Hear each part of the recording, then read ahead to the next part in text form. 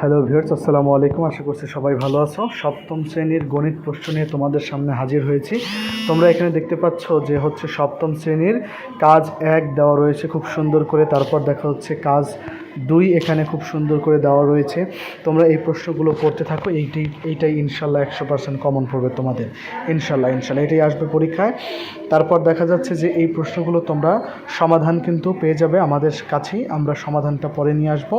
তোমরা আপাতত নিজেরা চেষ্টা করে তোমরা পড়তে থাকো।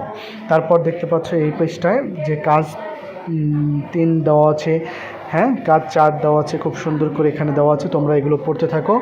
আর আমাদের সমাধান করতে একটু দেরি হবে, কারণ আমরা শতভাগ সম্পূর্ণ নির্ভুল সমাধান নিয়ে তোমাদের সামনে প্রতিবার হাজির হই। ইনশাল্লাহ এবারও হাজির হব। তো সবাই পড়তে থাকো। সবার জন্য রইল শুভকামনা। সবার জন্য জানাচ্ছি অনেক অনেক শুভকামনা। সবার পরীক্ষা ইনশাল্লাহ ভালো হবে। আল্লাহ হাফেজ।